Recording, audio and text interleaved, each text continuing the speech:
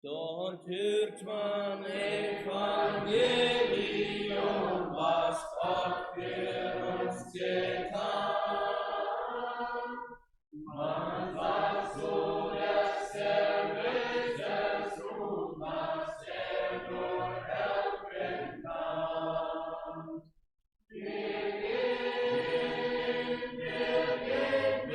gehen zum Haus Gottes und wollen Jesu loben an der Auferhöhung. Die Jessen Gottes aus sein Vorschlag ginge Welt. Dort geht man immer mehr aus dem himmlischen Gezahn.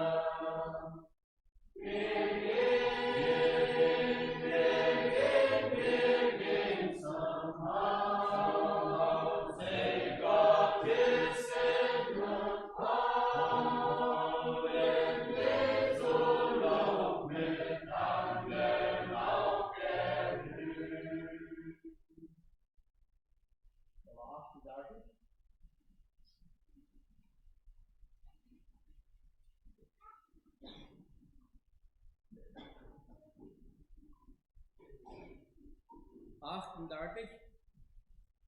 O wenn ich gedenke der Güte und Gnade, die Gott mir erweist, ich danke vor ihm alle wieder und freudig mein Herz ihm preist. O Herr, hab Dank, von Herzen ich bringe dir mein Lob und Dank für was du getan an mir. An dich war ich einmal gesunken, als Jesus im Lied zu mir sprach. Verlass deine Laster und Sünden, dein Kreuz nimm und trag es mir nach. O Herr, hab Dank, von Herzen ich bringe dir mein Lob und Dank für was du getan an mir. Der Herr macht mit Kleidern des Heiles, mit Heiligkeit schön mich geschmückt. Er schenkt in mir Freude und Wonne, wie bin ich so reichlich beglückt. O Herr, hab Dank, von Herzen ich bringe dir mein Lob und Dank für was du getan an mir. Er ist doch mein Herz in der Krankheit, mein Heiland und Helfer in Not. Er hilft mir in Getan und Leiden, bleibt bei mir im Leben und Tod. O Herr, hab Dank,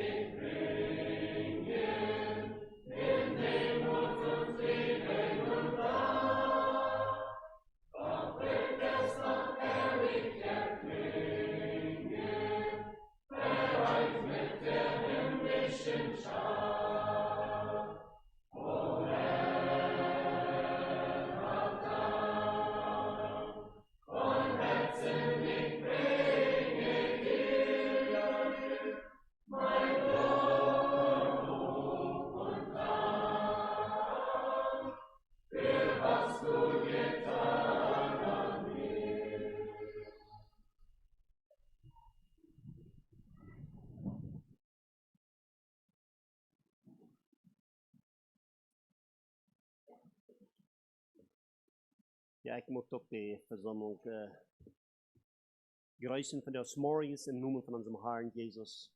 Für dem, was ich dort lohnen deed, dort wir die Anstrengung gemerkt haben, nach war im Gottesdienst zu sein von der. Wat je bezieht all dort ewige, dort Interessante von diese Freundtrafen und nach dem Bett singen und so wieder, dort wird alles sehr larig sein, wann das nicht ging um unserem Herrn Jesus. Der, was da so viel für uns getan hat, dat irgendwie wir so wenig für ihn tun, nicht? Aber ich will hier ein Vers lesen, für die Sinnerschulklassen rückgehen, wo es das jetzt sein, in Psalm 27, Vers 4 sagt, eins bitte ich vom Herrn, das hätte ich gerne, dass ich im Hause des Herrn bleiben möge mein Leben lang, zu schauen die schönen Gottesdienste des Herrn und seinen Tempel zu betrachten. Ich nehme an, hier auf David dann vielleicht gedacht an die Tempels zu jener Zeit, wo die Schmuck gemerkt werden und so wieder, nicht bloß dort. Aber von der, wenn wir das von der in unserem Leben anwenden, dann geht mir so, einfach dort zu sein, wo das Wort Gottes den freien Lauf hat. Dort, wo das Wort Gottes geredet wird, dort, wo das betrachtet wird, dort, wo das Wort Gottes soll Autorität haben. Wo das Wort Gottes soll Autorität haben. Weil wenn das Wort Gottes nicht Autorität hat in unserem Leben, dann ist dort sehr wenig wird man. So, und macht dort dann die Ursache sein, auch von der, wenn wir das falsch uns anwenden, dann, wo wir gleich wie du im Gottesdienst zu sein. Was ist du so in die Church, du wo gesungen, in Gebet, wo das Wort gepredigt wird, was ist du interessant? Ich wünsche, dass wir dort, das Wort Gottes hat Autorität. Und dort lot wir zu uns reden. Dort lot wir uns zu Horten gehen. Mit dort wollen wir uns loten verändern. Dort wir wollen den Tag, wenn der Herr an sich was in den Himmelstempel nennen sagten, dort wir wollen Schein nennen passen, wenn wir haben uns hier so ab Erden und loten von sein Wort formen, und dort wird so fein sein. Leider teuer, wer immer hier von der erst, dort wird so fein sein, wenn wir uns von der Hand loten, uns formen, unseren Charakter, ans ganze Leben, und der wird im Himmel gesagt worden, was soll ja schein sein. Mocht dort von der Art kann es was passieren. Ja, ich möchte auch ein herzlichen Willkommen sein, und jedem einem, es scheint, dass das Gebet sich so angefällt ist, und wir sind hier, ja, ich kann nicht nur für ihn, wenn ich ihn betrafen, da würde ich wohl nicht ganz zufrieden sein, ohne nach ihn zu hören, aber fein, dass ihr hier seid, möchte ich auch hier einen Segen kriegen, mit dem ich hier am Platz sein, und für die Sinnerschulklassen rückgehen, wo es passend ist, wo ich für eine Stunde von Gebeten. Lieber allweitender Gartenführer, wir nun uns hier nochmals zu die in Loben und Preisen und beten die an als Schöpfer von Himmel und Erde. Herr, wir beten dir auch an, dass das, was du die Gemeinde angesagt hast. Du hast dein Leben gegeben, du hast die Gemeinde erkauft durch dein Blut, und wir preisen und wir danken dir dafür. Wir sind von der noch bedürftig. Dort dein Geist nach was kann hier so an der Leitung sein, beim den Wort utdeilen. Und so auch wieder beim den Wort in uns Leben loten zu verändern. Dort dein Wort Autorität hat. Wir wollen doch nicht bieten, wir wollen doch nicht auftun. Wir wollen bloß dein Wort loten reden zu uns. Wusch die Genug geben dazu. In der Einleitung und in der Botschaft. Wir beten für die Sinnerschulklassen, dass ihr durch die Lehrerschaft segnen, dass ihr durch die Freiheit geben, den Worte mitzuteilen, so dass die wohlgefällig ist. Wusch die Dienstsegen nach weitergeben für diesen Gottesdienst als ans Gebet in Jesus' Namen. Amen. Darf ihr Platz nehmen.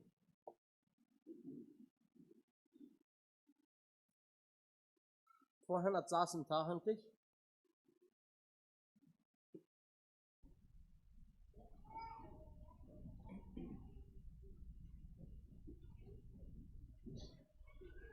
Vorher saßen tagentlich. Auf zum Weg, wir sind Knechte des Herrn, geht der Weisheit voran, was der Knecht Brot kennt. Gibt Waffen zum Streit, gibt den Müden die Kraft, drum voran, in das Herrn mit der Schau. Drum voran.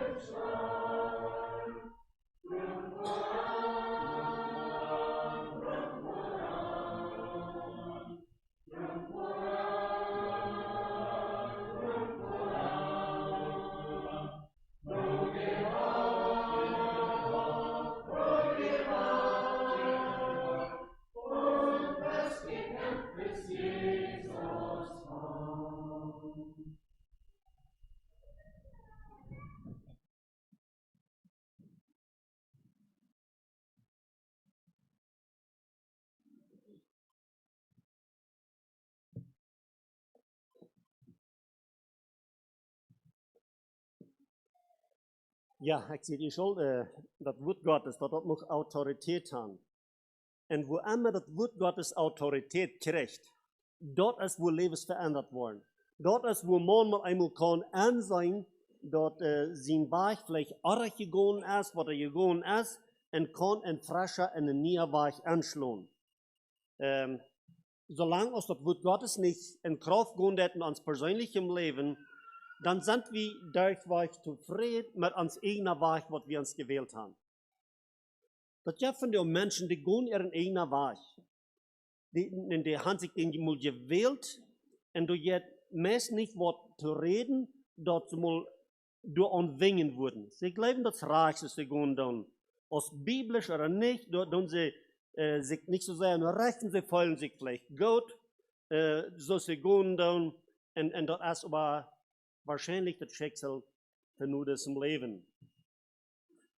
Wir wollen uns hier so ein Gleichnis bekicken aus Lukas 15, was ein so ein Verhältnis ist dort wir.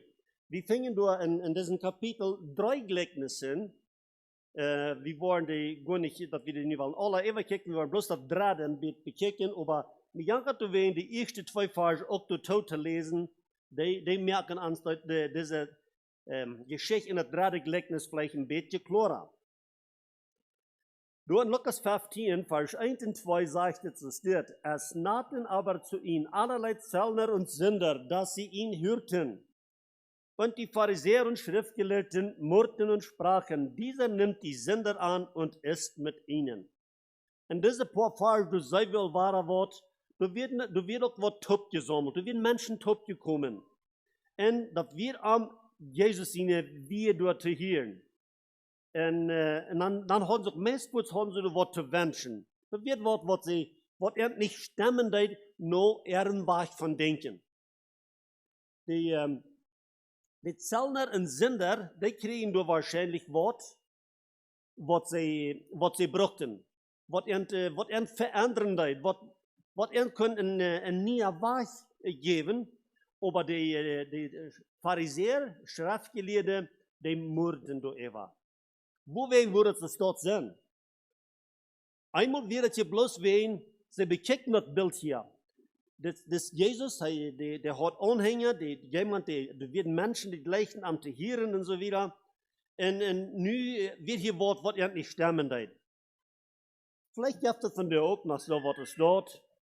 Dort mit einmal vielleicht ein Mensch, der in seine Selbstgerechtigkeit eingewickelt ist und so wieder.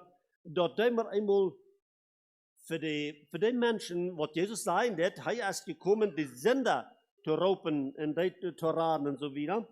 Und diese Menschen, die sind aber, was sollen sie die aufschieben dann?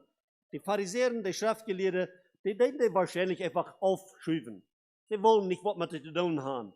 Und nun ist hier ein Meister, und die nimmt die an. Und die Art nach mit die Taub. Mit diesem Jesus haben wir auch von der zu tun. Und nun wollen wir hier so in das 3. Gleichnis gehen, von Vers 11 und wieder.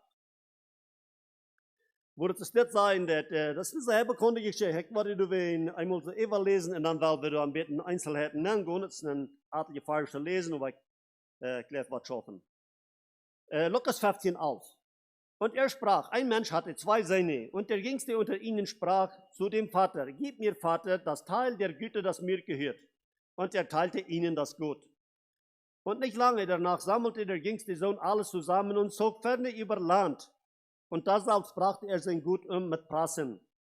Da er nun all das seine verzehrt hatte, war eine große Teuerung durch das selbe ganze Land, und er fing an zu darben. Und ging hin und hängte sich an einem Bürger des Landes, und der schickte ihn auf seinen Acker die Säue zu hüten. Und er begehrte seinen Bauch zu füllen mit Träbern, die Säue aßen, und niemand gab sie ihm.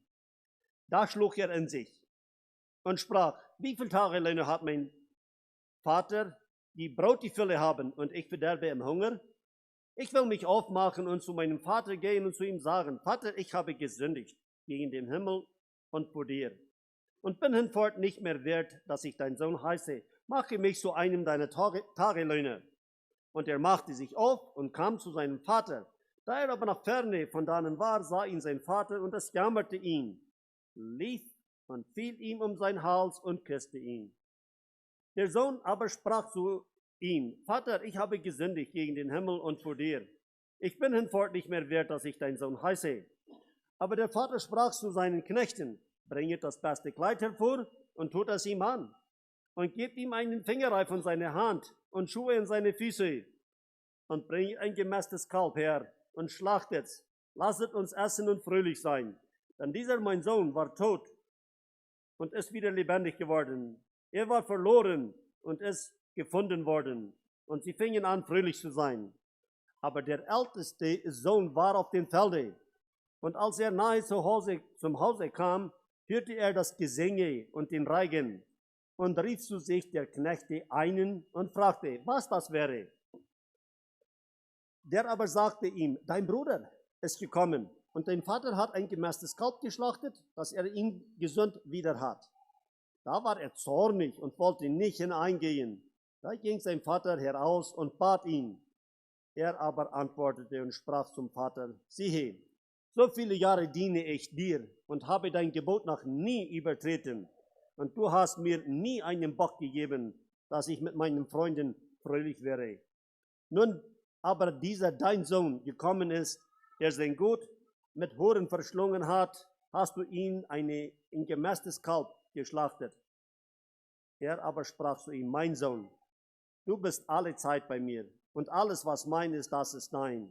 Du sollst aber fröhlich und gutes Mut sein, denn dieser dein Bruder war tot und ist wieder lebendig geworden. Er war verloren und ist wieder gefunden worden. Und nu wird Frauen jemand eine Antwort geben, wollen wir die Verlorenen sehen. Ich glaube, wir würden alle sein, dass wir die, was dann sein Geld, noch sein Haben Gott Frauen deed, und ging weg. So nannten wir das immer. So haben wir das immer genannt. Und das wird zum Teil auch gestanden. Bloß wie den einen wieder klar offenbar, dass er die Rechnung anschlagen hat. Wie diesen einen ging klar zu sein, das Junge geht in Erwach. Das Junge ist verloren. Wenn es den Weg, was er angeschlagen hat, die Freunde, was er sich mit abschlüten hat, und so sein Geld verbrochen hat, ist alles klar, das Junge ist verloren. Das Junge ist auf dem Erwach. Das ist verbiestert. Er kann nicht mehr sein, wo er handelt. Aber die anderen sehen, die wird gerade so verloren, bloß dass wir nicht zu sein. Er meint auch, er hat seinen Bruder immer gedient. Er wird dir immer gewasst. Er hat dir vor allem geschafft. Und er sagt, ich habe den Gebot noch nie übertreten. Und man hat vollkommen sehen gewassen. Ich muss uns dort nicht sagen, zu meinem Bruder. Wenn es dort habe ich Tofjacken übertreten, was ich an meinen Bruder. Und besonders an am Leib zu wiesen, und Respekt aus meinem Bruder. Oh, ich würde aber so viel gefehlt haben, dass ich das niemals abrichtig würde können sein. Das sehen die Sachtes uns dort. Aber er wird beschuldigt. Das eine, wo den Arrechter war ich anschlagen, er ging weg. Aber ich glaube, da im Horten werden Gedanken, was er mitnehmen wird. Wenn sie mit der Undankbarkeit, mit seiner Unzufriedenheit, nur sein Port von haben Gott Frauen deit, glaube ich, wird er auch innerlich eine Überzeugung gehabt haben, dass das ist nicht reich, was ich tue. Das ist falsch, was ich tue. Aber ich habe mir das einmal, das ist was gewählt, und nu will ich das bloß. So schafft es von der und auch. Menschen, die sagen, dass die Entscheidung, was sie merken, ist falsch. Die würden das nach jedem Tausch tun. Das ist nicht reich, was ich tue. Aber ich habe mir das gewählt und ich war nicht, dann muss ich wieder dahin gehen. So dort ist uns das sehen dann auch deutlich. Und wo immer dann so ein Fall ist von der wünscht ich, dass es dann krass so wird wirken, als wir wissen, was du umeinkommen deit. Was du einfach umeinkommen deit mit sich selbst. Und dann mal einmal ging an die Uhren auf. Ist das nicht, wenn der auch noch vielmals ist dort? Menschen gehen nicht Uhren auf. Die gehen bloß nicht Uhren auf. Das ist alles und alles eng ist. Da mal einmal, dann gehen man vielleicht die Uhren auf. Und dort ist, wo dann die Lösung ist. Wo er dann mal einmal so zu sein kriegt, hey, sein Geld, en zijn vrienden, die werden gebald weg. Geld, wat door den Zweig gebracht wordt, riekt je plus een kaartstootje. Dan is dat weg. Vielleicht würden hier in der Versammlung sein, was du würden von der Erfahrung vertellen. Das ist bloß ein Stootje und das Geld weg. Und interessant schafft das. Dann fallen die Freunde weg. Dann fallen die Freunde weg. So sind das dann wirkliche Freunde was, als je dann den Frau. Aber gut, dieser, er muss nu was tun. Hij muss sich sehr weit backen. Hij muss sich sehr weit raufloten. Wenn sie ich sag, Geld und Freunde ist weg, was bleibt mir nu übrig? Ich will mir nur ein Former nachmerken, sein es denn die Arbeit ja. Je nicht genug, wenn sie das nicht hört, ging nur ein Bürger von einem Land und der schickt am Schwein zu halten auf seinem Stab. So schrieb er geben dann erst der Zeit eine große Schande gewesen, dass wenn ein Mensch muss Schwein halten. Sei wo das Jüngling sich anstellen wird, von der Staub, wo er anfangen wird, vielleicht kein Geld in der Fupp, vielleicht in einem Lot noch ein schafgute Freund, was da sehr freundlich werden zu haben, wahrscheinlich, sagt sie nicht den Zweig, aber kann er sich den Zweig verstellen, wenn er das Bild wird von der ersten Zeit stellen. Okay, du fängt das an, aber das bleibt nicht durch. Das ging rauf, das geht wahrscheinlich bosig rauf. Die Zeit ist hier nicht angesagt, wo lange das gebraucht hat, aber einer kann sich das so leicht überteilen, was wohl nicht sehr lange gedauert haben. Und dann ging es manche Schwein. Aber auch da wird noch nicht das wirkliche eng. Und da, wo wir einmal diese große Chance, oder reiht wir das alle ab sich zu nehmen, diese Verdämmigung, sich durcheinander zu lassen, damit einmal dann checkt danach mal, was er abträgt, dort wo ich den Anfang mache. Da wo ich rütbuch, da fange ich an zu denken. Da ist ein Führer, und das Führer, der hat Brot, und der hat genug Brot. Und das Führer, der hat so viel Arbeiter. Die ganze Arbeiter hat er da. Die Schafen von ihm. Und der hat auch alle genug Brot. Und dann denkt er immer so, und ich war hier verdorben im Hunger. Ich war hier so nicht einfach arm kommen. Hier so manche Schweine, die so arm kommen. Du fängt das war frisch an zu beten. Du mit einmal kam er zu sich. Du warst wahrscheinlich nicht da. Du, wo er noch Geld hat, wird er wahrscheinlich ganz anders da. Du kannst gar nicht klar denken. Aber hier mit einmal kann er klar denken, dass befällt, wo Gott er das gehabt hat. Aber er kam mit dieser Entscheidung, ich war nicht froh, als ich kann einfach aus dem Sehen sein. Ich war froh, als ich kann ein von seinen Arbeiter sein. Das ist einer von denen, was du also auch sehen, Dachlohn kriegst. Der ist Charakter dort. Er bleibt du nicht tun. Er sagt diesen Zweig, ich will mich aufmachen. Ich will mich abmerken. Ich will nie weichwohnen. Ich will eine frische Entscheidung merken. Ich habe einige gemerkt, falsche. In der Erfahrung hat mir das nicht gelehrt. Eine schwere Erfahrung. Sehr unangenehm, als es gewesen. Ich will eine frische Entscheidung merken. Und das wird das und zu meinem Vater gehen und zu ihm sagen. Ich will dort hingehen. Dort bei die Gute stehen. Ich wünsche von dir, dass wenn wir in unserem Leben, wenn wir nicht an diese Entscheidung gemerkt, was das Jüngling hier tut, aber wir haben ja auch falsche Entscheidungen gemerkt, manchmal nicht. Aber gut. Ich denke, wir haben. Wir merken, und wollen wahrscheinlich auch noch wieder falsche Entscheidungen merken. Dann wollen wir trägen. Dann wollen wir eine Entscheidung merken, dann wollen wir trägen an unserem Führer. Und unser himmlischer Führer, der wollte mit uns in sehr guter Anfang merken, das und wel immer war. Gott ist nicht ein Gott, was du das, hat einmal mit uns einen feinen Anfang gemerkt, und wir folgen dort, und wir werden mutig mit diesem Anfang bei ihm, En nu maar eenmaal waar we aan wat we zijn afgebeeld. Ik kan zijn woord niet meer laten autoriteit hebben in mijn leven. Ik heb van zijn woord afgebeeld. Weet je, dit is ganz schlimm, wenn wir von Wort Gottes aufbeten dann. Aber du versiegen und zu beten, das wird immer nicht ums Ziel kommen.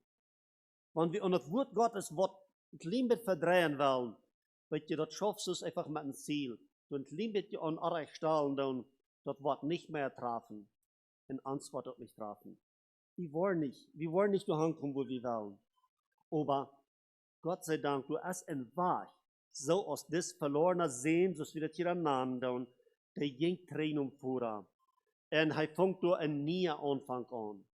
Und er kriegt so eine schöne Abnahme. Einfach so eine Bilder, als was der andere sehen, vor allem, was er nervös gekriegt hat, für all seine Jahren, was er für den Führer abrechtig gedient hat. Aber er will die Sache nicht Schmack reden. Das Sehen, der versagt, mag ihr das in dieser Geschichte? Er versagt nicht, sich Schmack zu reden. Er sieht einfach, er hat gesündigt. Und ganz besonders ab 2 Städten hat er gesündigt.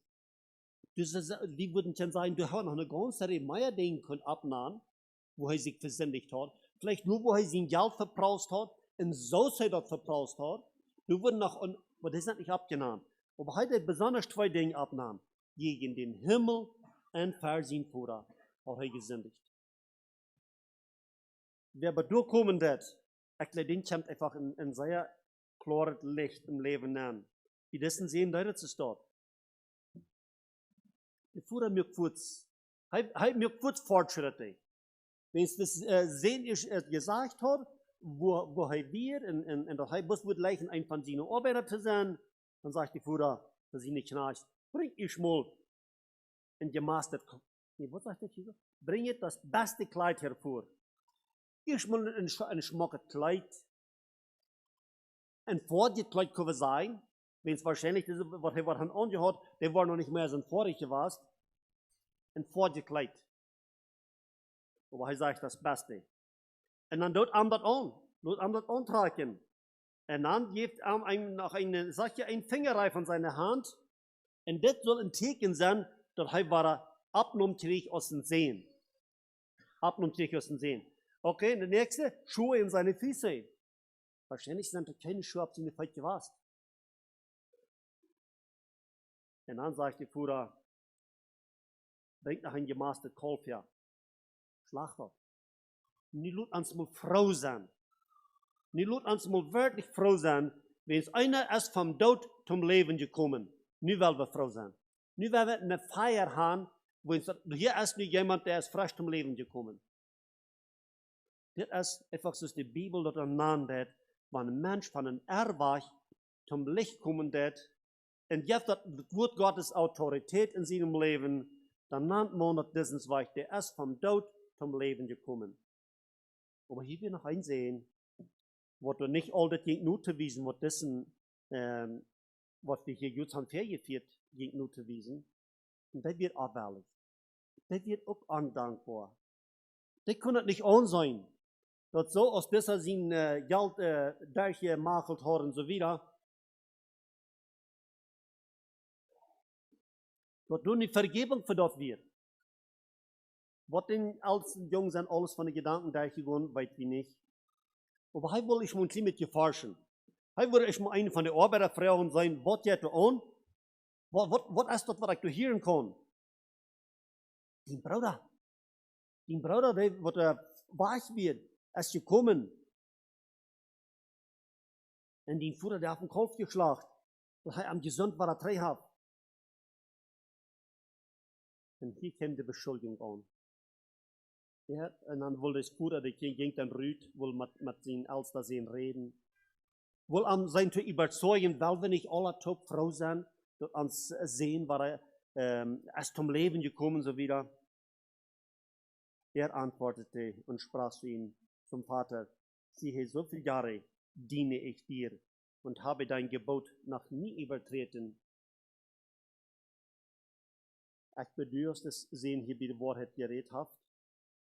wanneer hij wat een flikje arbeider gewas, of ik bedoel zelfs die de waarheid gewas, dat hij nog twijfel wordt, eind wo hij dan nu eens übertreed heeft, dort is dit, wo er sehr respektlos zu seinem Führer reden deed.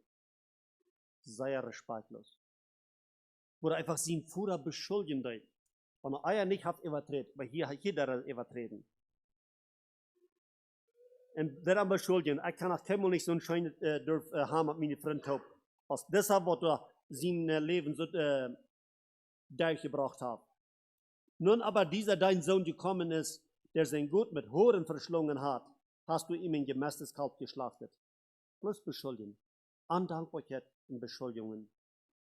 Einmal sei wir dort, diese Sehnste werden bad verloren. Alle bad.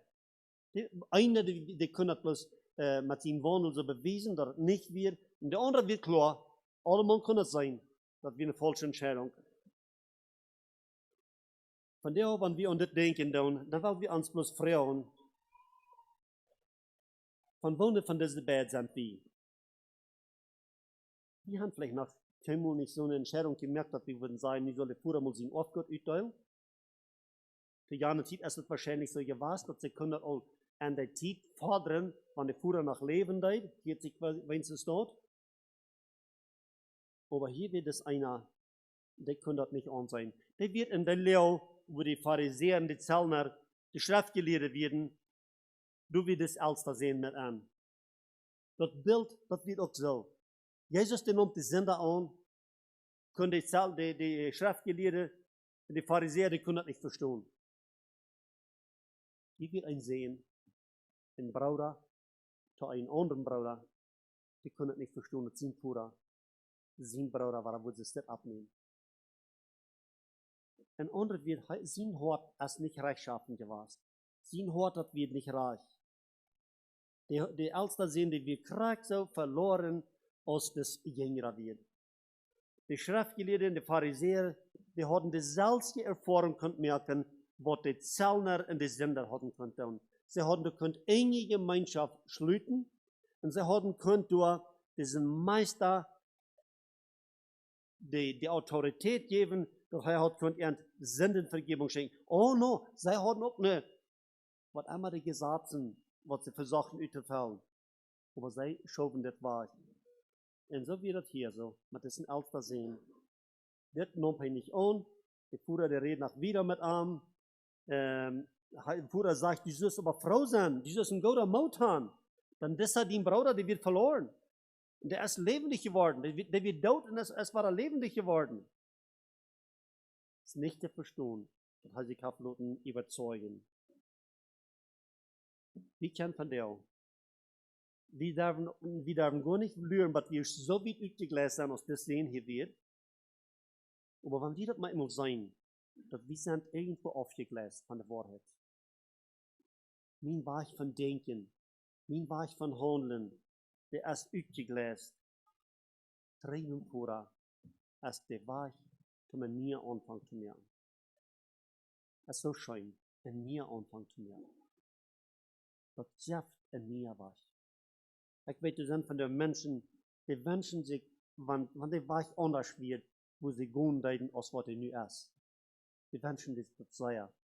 Das schafft ein neuer Weg. Da macht wir eine Entscheidung machen. Die machen uns, Training pura gehen und sagen, ich will ein neuer Weg gehen. Und wer immer dort in dem Horten wird, der merkt so eine Erfahrung aus das Sehen. Der kriegt den neuen Weg und der kann den neuen Weg Frau wieder gehen.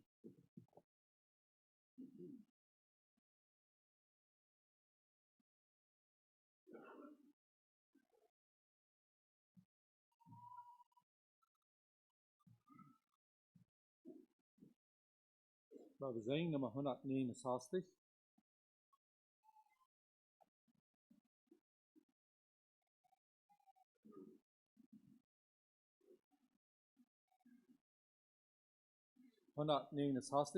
Wird für eine Abstunde, wir posten das. Jesus nimmt die Sünde an, Nimmt sie auf die rechte Bahn, wie es was sie retten kann.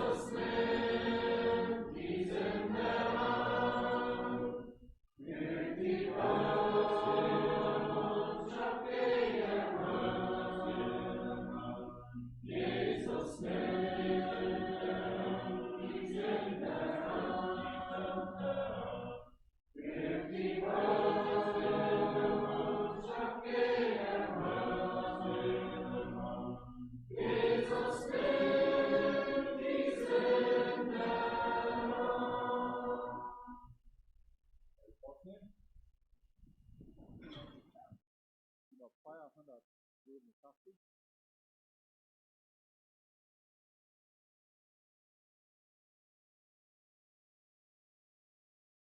...287.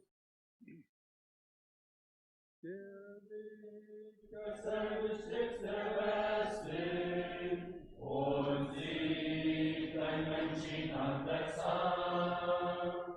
Ist wohl, weil die ganze Wahrheit nicht klar genug erkennen kann.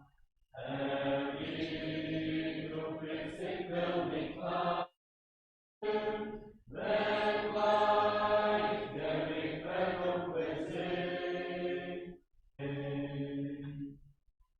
so selbst sich meine Wege wählen, so werde ich auf der Weg gehen, dem großen Finsternis geraten und wie im hellen Himmel sehen.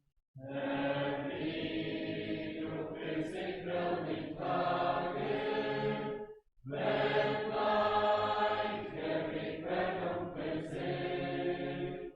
Wie du mich führst, will ich folgen, dein Weg ist gut, der gut für mich.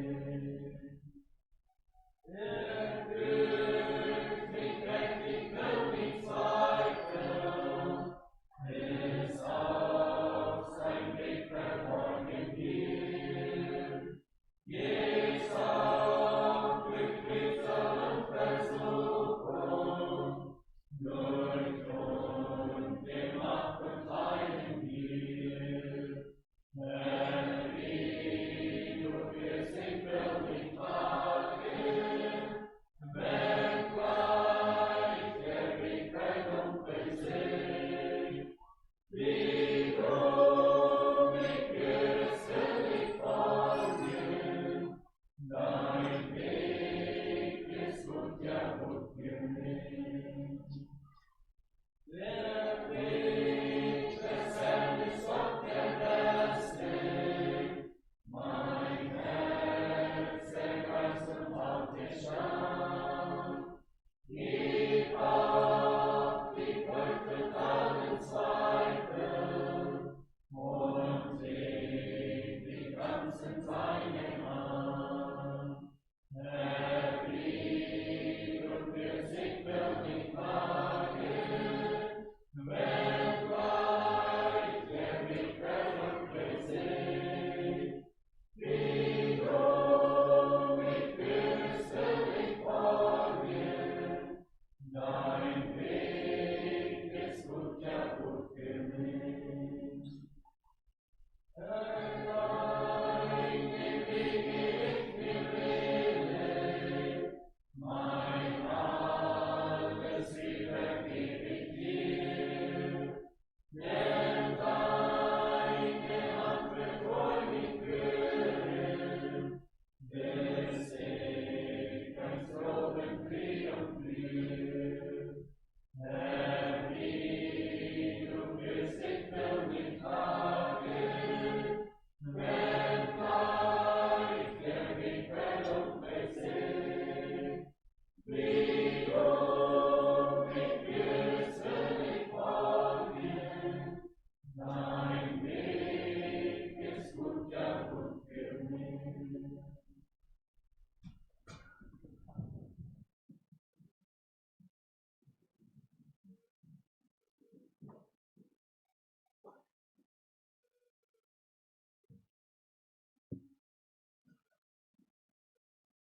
Als nächste wollen wir unsere Bekanntmachung betrachten. Bulletin der Schönfeld Gemeinde. Aufruf zur Andacht. Wer an den Sohn glaubt, der hat das ewige Leben. Wer den Sohn nicht glaubt, der wird das Leben nicht sehen, sondern der Zorn Gottes bleibt über ihn. Johannes 3, Vers 36. Wir sind von dir, wir wollen hier nach Bolte Adelina Peters gelernt, jedem ein Zeugnis zu geben, sie haben verlangen, ein Zeugnis zu geben. Und dann, nur dort, haben wir dann auch einen Gesang von einem Gemeindechor zur Jugend. Wir sind ein großes Verrecht. Zusammen mit Johannes, die einmal angelobt wird, und die dann für Jugend stehen vor. Zweitens, morgen an der Aachener Schule, morgen in der Boberklassen, sind die Brüder über dem Rad gehabt, die Boberklasse und die Unja-Klasse im Bereich Knalls Peter schon an 18. Drittens, Montag klok 7 Uhr als Unja-Recht. Zoals we nu later werken al gehad hebben, waren de Unja-Recht. En je vraagt wat als die willen Römer Kapitel 12 lesen. Dan waren we maar een uittuiging gaan, wat is nu wichtig geworden in Römer Kapitel 12. Het heeft een zeer schijne erbuende tijd en de uittuiging door, ze zou over een Bibelausschnitt moet reden. Viertens, dinsdag klok 7 Uhr als Jugendvolleyball. Vijftens, middag klok 9 morgens als neefvriend alle vroegs en miauw zijn ingelaten touw. De aanleiding wordt ditmaal zijn van Sylvia Banman. En de etengever zijn even dik 109 en Betty Freys 38,5. Zestens, klok 7 Uhr als dan Zingwieb. Ze zijn in Kriel geweest, de Kamertij. En daar gaan we nieuwe matratzen angeschafft und so weiter. Das ist ganz interessant. So sind alle herzlich eingeladen, Maddox Obers zu singen stehen in dem Bereich, wo Bruder Eddie uns was mitteilen. Die Anleitung ist von Bruder Johnny Ernst von den Pief. Siebtens, Donnerstag klok 7 Uhr als Gemeindechor. Achtens, Freitag klok 7 Uhr als Jugendchor. Neuntens, nächste Sonntag klok 7 morgens als Manna in Jünglinge Gebet stehen. En het slotte war das Falle geworden, wat Meier, Gott sei Dank. En wel besmoot merken, waar we wieder top komen, dat maakt een onderscheid, wenn wir top komen beten dan.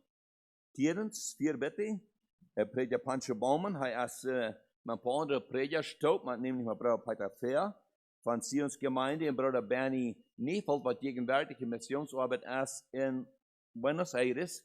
Diese 3 Brüder sind noch Tabor, Alberta, gereist, en dort waren die Dina-Schulung aufgehouden, en we hebben dort verbeten. En ook, we hebben gebeten voor Johan Peters familie, hier van Janlo, die haben den Führer aufgegeben. En dan hier bij 4 bitte heute noch een herzlichen Dank aufgeben an die Gemeinde. Das ist ein großer Segen in die Gemeinde, hängen uns da an, wir sind viel rübergefahren, wir haben ein paar Wege träge, wir haben genügend Tool für eine Werk, und wir haben sehr klar gesehen, was die KGS Gottesdienst geschafft haben, weil Wunder passieren. Und wir sind Leute in Ontario gewesen, und haben auch gesehen, was die KGS Gottesdienst dort in Ontario geschaffen hat. Und da wird ein herzlicher Dankeschön gewünscht, oft allein hier in der Gemeinde, dass die im Prediger loslassen zu fahren. So, es ist ein Dankeschön von dort und von Ontario. Und wir haben dann noch eine Salbung für eine Schwester, und er hat da auch ein klares Zeugnis gegeben für die schöne Erfahrung, was die gibt auf durch die Salbung, was wir. Gut, und dann Almosen von letzten Sonntag, das wären 15.760 Pesos und $251. Und dann war wir der nächste Sonntag, weil wir hier auch noch waren, ein paar Zeugnisse haben, nämlich von Lavina Peters und Casey Wolf. Diese 2 waren nächste Sonntag hier ein Zeugnis geben. Und da waren wir noch ein paar Geschwister bewältigt, nämlich aber mit FAW von 114 sind hier bewältigt worden. Gut, ich darf wirklich gut zu sein, dass ihr mir bitte informiert werden, die La Sierrita, das ist 8 Kilometer im Süden von El Cuervo, wo da eine neue, frische, kleine Gemeinde angefangen hat. Und da der letzte Sonntag haben wir da die Einsegnung. Und dann wird das fertig, da kurz nach Feierpaar zu bewältigen in die Gemeinde, was wir nu noch sich verantwortlich mit zu schaffen. Und da werden sehr klare Zeugnissen, wir sehr rührend, und eine ganz besonders klare Gebetserhörung erfuhren wir letzten Werken ein, wo Gott Wunder tut. Mit einer großen Freude, das mitzuleben. Das ist eins, was hier vergessen ist. Gut, da wollen wir nu nächste ein Zeugnis haben von Adelina Peters. Betty?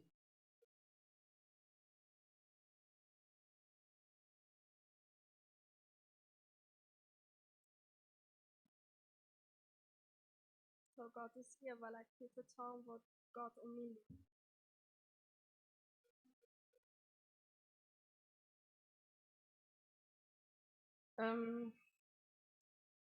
Jeg vil immer så stelle mig alle. Jeg vil immer alles rechte og jeg vil geen fehler mere. En immer gehorsam zijn til mine ældre og til de lærere. En bare, ik heb niet tijd waar ik ändrer mig, mijn leven ook ändert zich gewoon. Ik word zo rebellisch, ik word zo geen onder mijn ouderen, mijn geschwister, ik word zo slecht behandeld. Dan in Texas, dan werd ik nog een Schüler mal den Zeugnis vertelde, waar hij zich bekeerd had door een boodschap. En dat schien mij zo aan. Ik weet nog, dat hij aan de klooster en onderhouding van Jezus wiederkomt. En eerst was van ik toen een angst kreeg. En dat terug ik dan een voorwerk maak. Eerst wie ik voelde dat de Heilige Geest om mijn schoven luidt. Dan aan een nacht dan had het een zager dat ik ben gegeven. En er waren dan de nächste nacht in de show van verteld dat het wichtig dat we immer ruhig zijn, alle tijd ruhig zijn, wanneer Jezus voor een dag komt. En ik moet me gedanken, ik moet me zorgen over dat ik wist dat wanneer Jezus voor komt, ik wil niet ruhig zijn, ik wil niet in de hemel komen. Dan in eine Nacht, ein Zugang, dass ich dann schlucken ging für ein paar Minuten, was das überlebende war. Erst wirklich hatte ich eine so große Angst. Ich hatte eine so große Angst. Ich ging dann meine Eltern in der Stube total ernsthaft und sie haben mir mit auf Gebet und ich wollte noch was dann aufstehen, wovon eine große Freude ich hatte. Ich kann sagen, dass wir einfach den Moment, wo ich mich bekehrt sich dat zelfs te zijn dat ik niet verloren had. En dat we dat Jezus daar ook niet in mijn leven doet. Ik kon nood, ik kon verlang de Bibel te lezen en te bidden. Maar dat blijft niet zo. Ik word zwakker en ik durfde het niet zeugen. En dan 2017, als we dan een verzameling hadden in februari, dan vertel ik met een diner en ik kreeg flash die Mond, ik ben me flash opmerken. En aber dat blijft een klein stukje dat ik moet hoor. Dan ik val zo erop, ik voelde ik zo, ik wil mijn leven geschlachten geworden als voor de bekering. Ik word zo slecht met mijn leven. Dan in september datzelfde jaar dan heb ik flash op een verzameling en ik moet me de flash op, maar eerst wie ik dat doe niet veel om me. Davor bis einmal schlechter mit mir. Dann 2018, als ich die erste Mal auf Jugendreszeit war, dann verzahle ich fast mit einem Döner. Und du kriegst ich doch bis zu sein, dass ich muss noch bleiben. Und die beten noch taub und ich kann einfach sagen, dass wenn Jesus wird kommen, ich sie heute. Und du sein ich so dankbar für. Mein Ziel ist, dass ich mal wieder ähnlicher worden und dass ich bis allein war doing.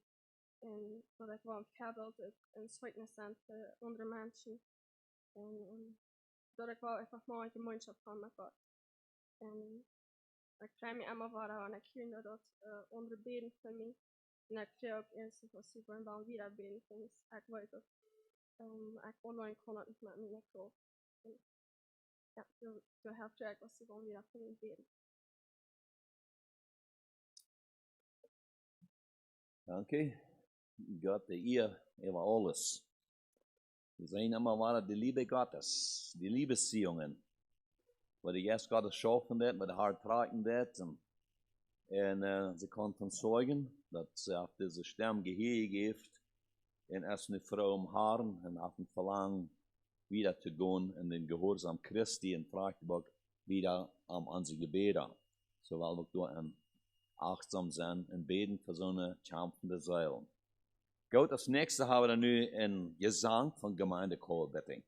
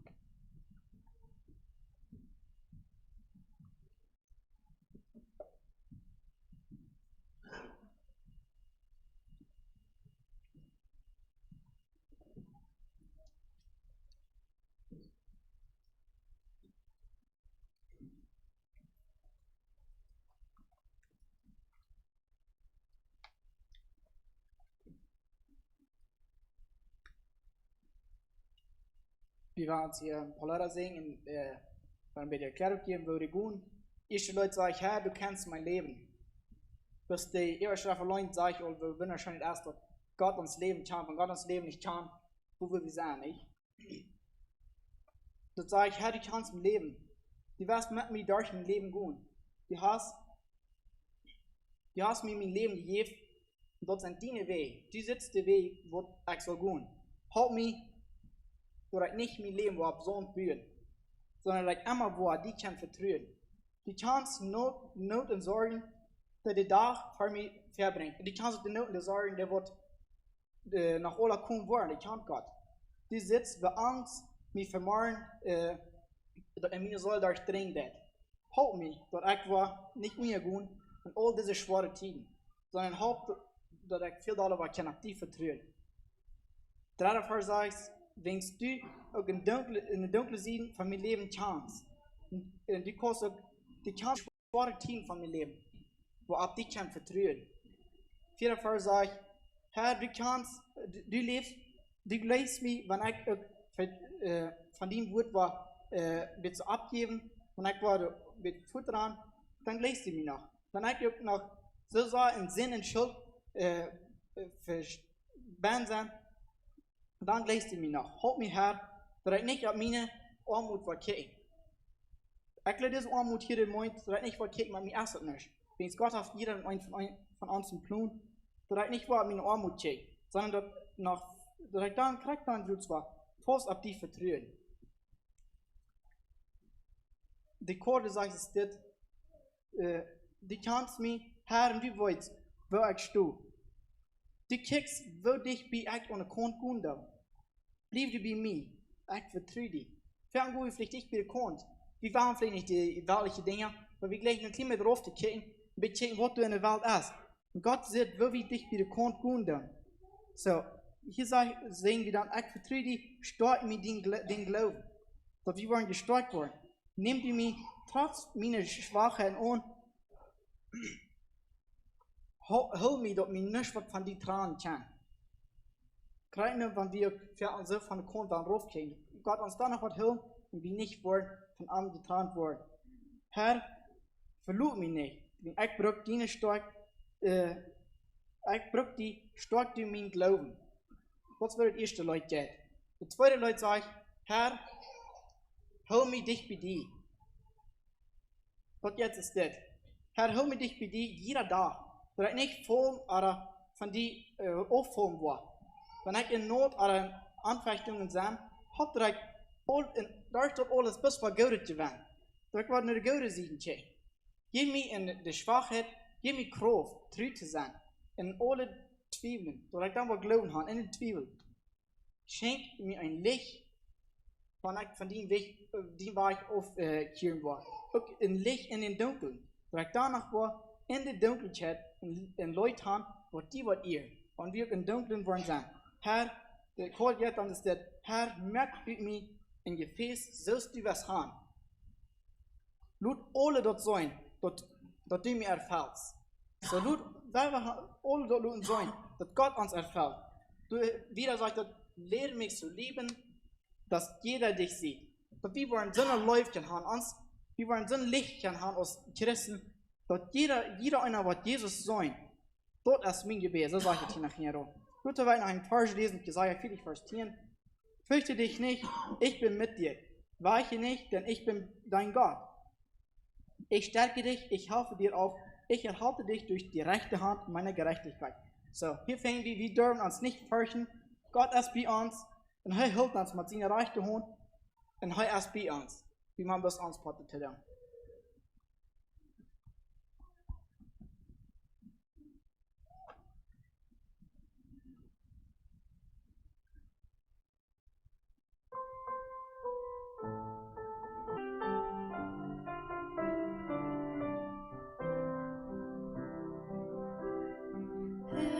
Du kennst mein Leben, willst mit mir durchs Leben gehen.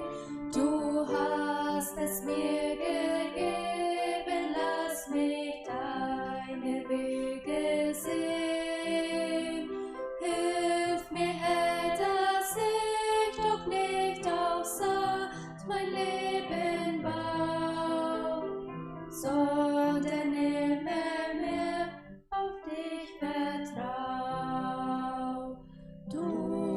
Lebensnot und Sorgen, die der Tag für mich erbringt.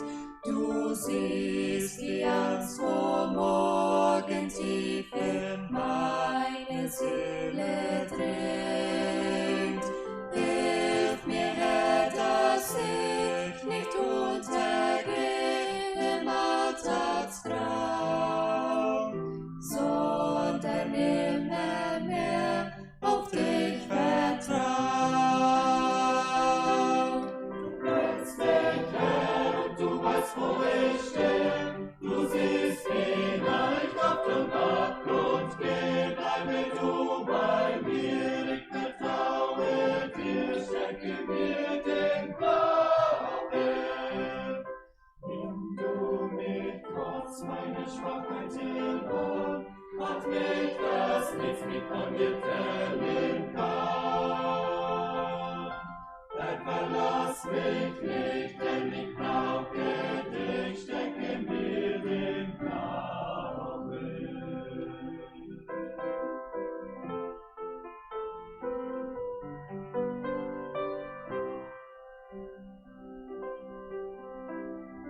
Weil du auch die dunklen Seiten meines Lebens kennst und weil du auch in schweren Zeiten liebend an mich denkst.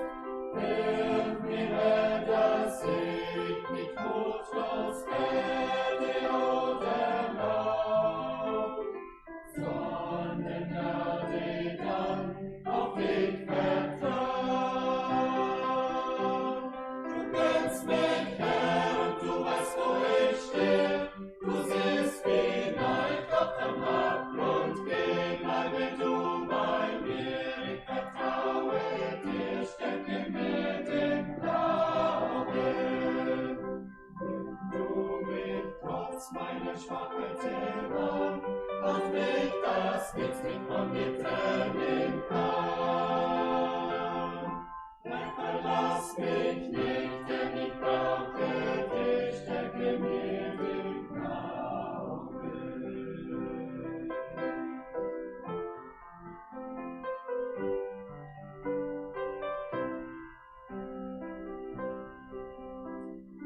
Herr, du liebst mich, wenn ich auch vor deinem Wort versag.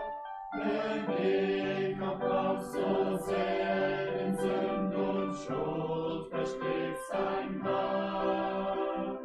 Hilf mir, Herr, dass ich nicht nur auf meine Armut schau, sondern dennoch fest auf dich vertrau. Du kennst mich, Herr, und du weißt, wo ich stehe.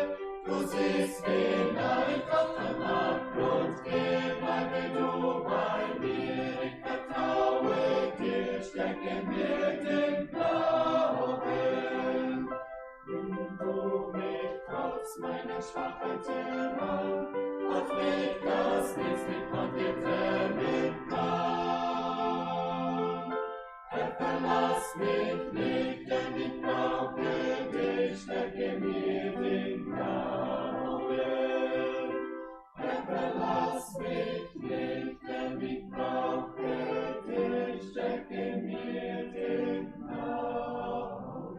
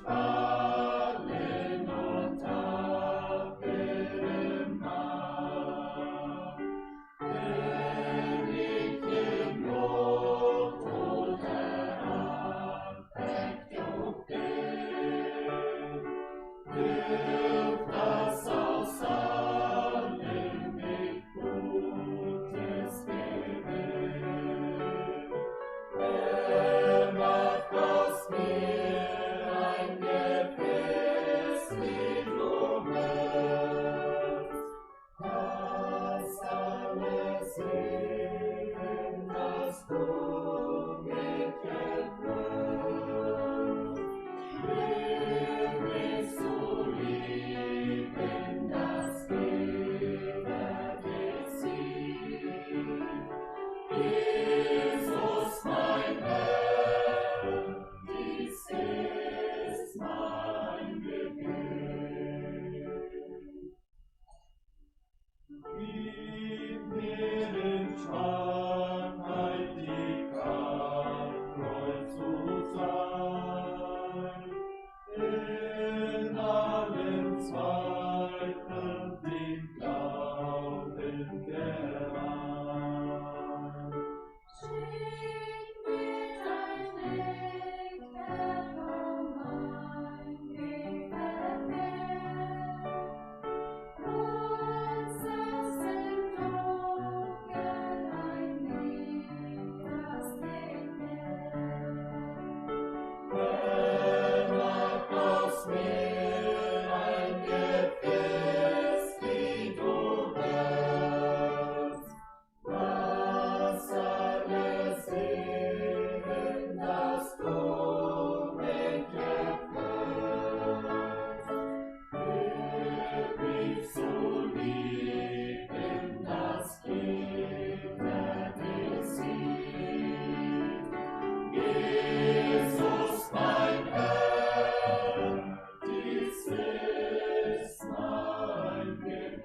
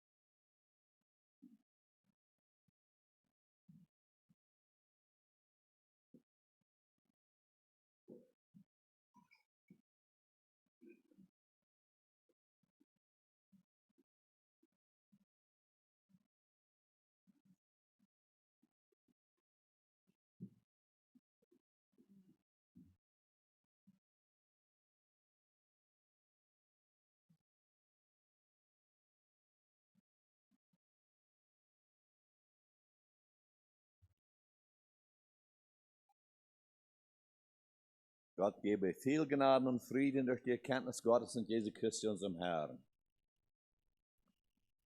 Sein von der war eine große Schule, anbetende Geschwister im Herrn, was taub sind. Wir sind Segen, so im Chor, unterhorchen. Ein Segen, wir können einen Chor in der Gemeinde haben, nächstes Mal einen Jugendchor. Aber nächstes Mal haben wir alle taub, haben wir den Herrn loben, am Anbeten, und am Verherrlichen durch Gesang. Das ist ein Segen. Gott ist soll erwähnt, wir haben von der Art Jas, und da wir noch weit von unserer Jas sind, hier sind Feuersteck, ich nicht weit, wo ihr kommt. Sei ihr auch von ihr dich Bier oder von Biet auf? Alberta. Bei der Bibel ist ein First Cousin, okay? Alle von Alberta? Sind die Jungs? Okay. Gut, dan heb je plot iets verstaan. Goed. Welkom hier in onze Merde. Dat is een Segen, juist te haben. Goed.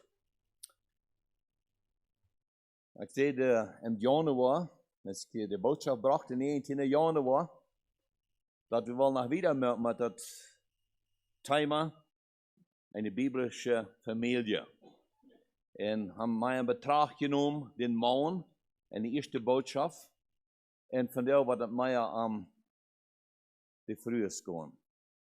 We hadden vijfmal aan een gesegneter Mann.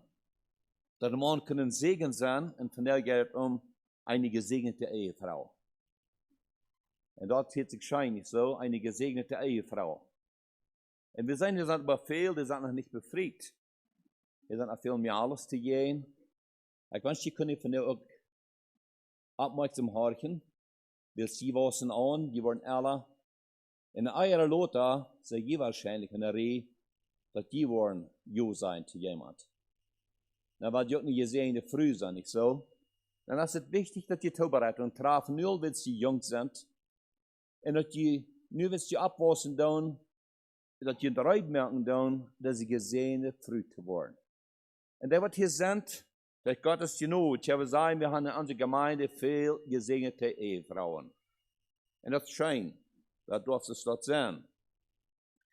Als tags wollen wir uns aardige Vers lesen, weil sagen, das haben wir einmal gehört. Ab Charles handelt sich all vielmal geopenbart, nicht wahr? Und dort ist in Sprüche Kapitel 31, Vers 10, 11 und 12 wird lesen als Tagsvers. Da sagt es dessen weich, wem ein tugendsam Weib beschert ist, die ist viel edler denn die köstlichsten Perlen. Ihres Mannes Herz darf sich auf sie verlassen und Nahrung wird ihm nicht mangeln. Sie tut ihm Liebes und kein Leides ihr Leben lang. So könnt ihr wieder lesen von einer gesehene Früh. Aber von der wollen wir diese 3 Vers ans mehr vertiefen. So wir sehen dort in Gottes Ordnung, du hast es mir gesagt, du hast eine Rangordnung, wo Gott alles handgestellt hat, nicht wahr? Gott, wenn sie die Welt merken, die den Menschen da handstellen, die stellen nicht Fuß durch Morgen früh in der ganzen Familie haben. No, wir sehen dort, dass heute durch den Mond da handstellen, mit die ganze Ratze Verantwortung, dass ich sagt, hier ist keiner in dieser Welt, es nicht in dieser Welt, was Gott handgestellt hat, was eine höhere Verantwortung trägt, als wir als Männer, haben fehlt man die Haut nicht wahr.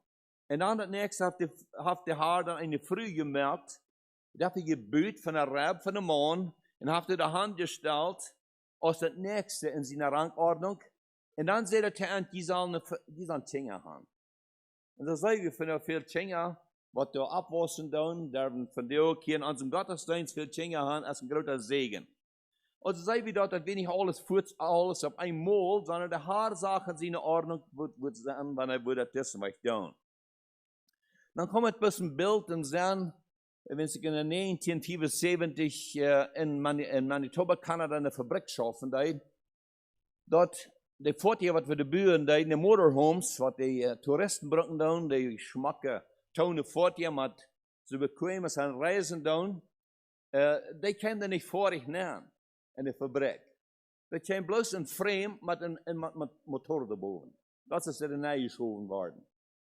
Und dann einer die erste Station, die dort, und die nächste Station, die dort, die nächste dort, meine Abgabe wie immer, wenn die durch so wie Berne werden, dann werde ich dort die Wegen abschrauben und in die Shops anschrauben und so weiter. Die werden alle Büte, ich brauche das Taub schrauben, alle Taub. Das wird meine Abgabe, die wird dann noch lange nicht vorig. Die nächste muss der Tag dann ab, und so denkt das wieder. Und dann haben wir den ganz vorig, die letzte Person, was nach der Verantwortung das meine Früher hat dann hat, dass wir dann zu der Zeit, als eine junge Frau, die dann die von Bern reinmerken, die Gardinen abhängen. So hat liegt die Bass zu Arbeit. Wenn es dann sagt, Schmack, wenn die durch die kommt, dann wird es ganz vorig. Wenn wir in der Reihe zum verkäufen. Aber da, ja, wir bloß ein Bild, wo fängt das an? Ich kann bloß ein ganz einfaches Frame mit dem Motor dann an. Und so dort fängt es an wieder zu fahren. Und wenn ich zu der Route ging, dann wird es ganz durchgestellt, da wird ganz durch. Und so hat Gott in seiner Rangordnung alles durchgestellt. Und so hat er die Früh der Hand gestellt, da hat die Hand gestellt, hat einen besonderen Zweig. Und er hat die Hand gestellt, als eine Früh zum Segen für den Mann, eine Ehe, und von dort darf es sein, eine gesegnete Ehefrau. Da uns zu dem Mann reden, der durch Jeremia Kapitel 17, Vers 7 und 8, gesegnet aber ist der Mann, der sich auf den Herrn verlässt, der Zuversicht der Herr ist, der ist wie ein Baum am Wasser gepflanzt, und das soll wieder seine Frucht bringen, hier käme mit Frucht bringen. Und so steht das auf der Früh da, da ist eine gesehene Früh in Gottes Öl. Wir haben einmal klimmen wir hier an 3 Mann, aber weißt du noch, dort, was der Boodschap leerde, was unsere Verantwortung wir. Wo sei die Früh zu leben? Hat er denkt geholt? Wer kann das sagen? Wo sei soll wie die Früh leben? Ja. So ist das Christus der Gemeinde. Sich ganz handgegeben hat. Dort wir uns abgehen. Gut. Und ich habe Gott die Früh handgestellt, als eine gesehene Früh. Wir haben die Schuldigkeit zu leben, und sie haben die Schuldigkeit auch noch im biblischen Prinzip noch, sich zu erstellen und zu leben, was Gottes Willen ist. So, von dir, wenn du eine Ehe früh bist, dann bist du eine Person, wo man jemand der rechte Hand geben deed, die sitzt ja. Wat sitzt du ja? Du sitzt ja, ich will die treu sein, ich will die leven, en don't als het schwere tijden zijn, oder leichte tijden, ich verspreche die treu te zijn, dat en dood. Dat is natuurlijk gezegende früher. Und je von dir, je nicht vollkommen feil, je nicht vollkommen sein, dann kann ich von dir bedanken, für Gott seine Gnade, seine vergebende Leib, die kann danach gesehene früher sein. Und wahrscheinlich, dass Gott das dort geplant hat. Und eine Sache ist es das, wo von der viel gesagt wird, wenn du ein erfolgreicher Mann ist, dann ist er selbst verständlich auch eine sehr erfolgreiche Freude hier. Nu soll er nicht sagen, dass jeder Mann mit einem großen Amt hat, dass jeder Mann mit einer sehr großen hohen Position hat hier im Leben, aber der Erfolg im Leben ist bei dem Mann, was immer seine Berufung ist, und dann kann der uitfallen, und dann kann der mutig uitfallen, dann muss er sehr wahrscheinlich eine Freude hier sein, was er mir erstatten hat. Und das ist ein großer Segen. Und weißt du, das, was wir als Männer haben, wir haben diese gesehene Früh hinter uns. Wenn ich für diese gesehene Früh, wie Mann, was hast du tun können, wirst du am Messer lassen können, was du nur hast könnt, durch dem, dass du eine gesehene Früh hinter dir hast.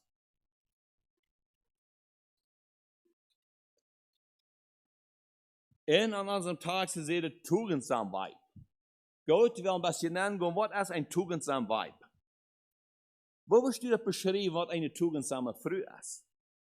Eine tugendsame Frau, das ist eine moralische Frau, die untadelig ist. Das ist ein moralisches Leben, das ist die nicht zu dodeln. Ein anderer wird, der lebt so, dass es ein Segen ist, dass sie leben, das als nicht nur zu wissen, dass es unmoral ist. Dort ist eine segensreiche Frau, was untadelig ist. Ich sagte in verschiedenen Städten nur, was alles sei, dass er war eine gesehene Frau oder eine tugendsame Frau. Und dann seht ihr eine moralische Frau, was nicht zu dodeln ist. Und eine verbildliche Frau. Eine Frau, was verbildlich vorangehen wird, in der Familie, in der Umgebung. Und du hast Gott so ein Gefallen daran. Das ist ein Segen zu sein, wo früher da sind, und kann helfen und Segen sein im Heim. Und in 1. Timotheus Kapitel 2, 9, da sagt uns das Wort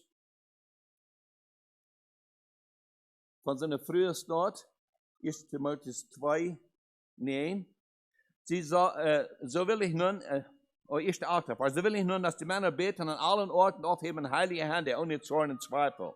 Und dann sagt desgleichen, vielleicht du hier an, nee, der Vers. Desgleichen, dass die Weiber in zierlichem Kleide mit Scham und Zucht sich schmecken, nicht mit Zäpfen oder Gold oder perlichem und kästlichem Gewand, sondern wie sich ziemt den Weibern, die der Gottseligkeit beweisen wollen durch gute Werke. So, dass Gottes Plan, dass da eine Frau ist, was in zierlichem Kleide mit Scham und Zucht sich schmecken hat. Früher sterben sich schmecken, ja? Biblisch. Früher sterben sich schmecken, aber wo? Ganz besonders betont Petrus dort, die Schmuck soll innerlich sein, dass sich schmecken tun, aber auch mit einem zierlichen Kleide, das soll anständig sein, dass Gott gewollt, dass eine Frau da ist, und dass es schein ist mit einer Frau, aber es soll nicht unmoralisch sein. In keinem Fall. Das soll so sein, dass sie ein Segen ist, wo immer Menschen aber sein. Und ganz besonders auch für ihr Mann. Also sei wie dort in zierlichen Kleidern mit Scham und Zucht, dann ist es so, dass es nicht verlockend ist, dass es nicht reizend ist, dass nicht Männer wird verführen. So Männer, die sind sehr leicht geneigt, eine Früh zu checken, wo da nicht gut gekleidet sind. Ich meine, von der Tour ist man das dort. Wir als Männer, wir sind so, wie man immer war, uns selbst in Acht nehmen, aber das ist wichtig von der Früh sieht, dass sie teilt. Door de biblische Prinzipien nur, dass sie uitleven und uitvallen wird, dass man in zierlichen Kleidern mit Scham und Zucht sich schmecken wird. En dan schmeckt zich niet om zich voor andere mannen te schuld te stellen. No, wat ze deed, ze schmeckt zich om een zegen te zijn. En zo niet gezien de vroeger is dat, Chevy Han, wo ik zo dankbaar voor zie, voor al die vroegers, was ik te schmecken doen, en dem zijn met samenzucht, dat het ontrekkend is, dat ja, dat zit ganz eerlijk, dat zit schrecklich, dat zit zindig, dat is ganz angenehm, en dat is met scham en met zucht. Dat is niet verlockend. En dan zegt het dat hier, dat wo höchst sind früher, dat de schatzen ist in Gottes Wort. Horcht mal, wo höchst sei je Schatz in Gottes Wort? Das sagt so hoch, dass die den Hecke schatzt aus den ganz köstlichsten Perlen. Die sind sehr hoch angesehen in Gottes Wort. Wie es von der köstlichen Perle haben Menschen all viel getan. Haben all sehr gegecht und sehr gesagt, da sind die Perlen noch dort. Und nu sagt het dort, dat die zijn nog wie über die Perlen. Is dat niet verrecht? Wenn dat die kosten de früher dort zijn, onder die man. Dat is zo hoog geschatzt best in Gott zijn woord, wenn du die tugendsame früh bist.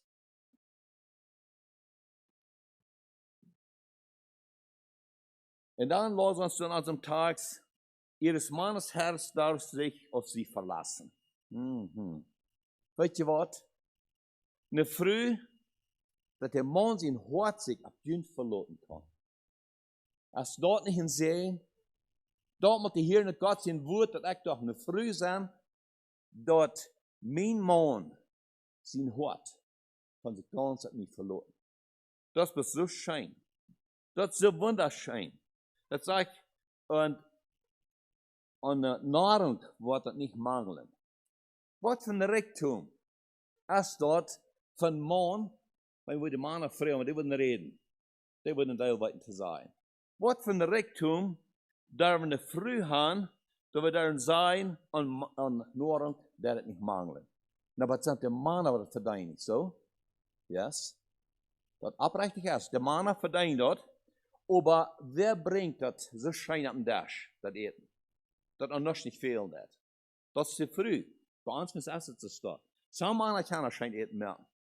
Aber bei uns scheint so, dass es zu früh, was über alles wie übertrafen wird, am Eten merken. Gott hat mir andere Gaben gegeben, sage ich, als dort. Aber hier sagt es, dass es eine Früh, wo der Mann sich ganz abverloren. Wo scheint es, wenn der Mann in Haus kommt, und er kommt zu der nähen, ja, am Hungerall, falls ich am meisten kriegen hingewees beim Restaurant unterhalten, nicht so? No, aber ich war lieber ein bisschen lauter Mittag an, ich wollte meine Business fertig machen. Und dann kommt er zu der nähen, und dann fragt die Frau, hast du die gegeten? No, ich kann das nicht, okay? Wird gut reden. Nächstes kommt er zu der nähen, oh, das trägt sich so schön. Weil die sind so eine gesehene Frühe. Dat je das dort kann so im Heim, so angenehm machen, so antreibend machen, und der Mann erfreut sich, wenn er in ein Haus kommt, dass er kommen war, in ein Haus kommt. Doch man war so ein schönes Eten zu mir nehmen.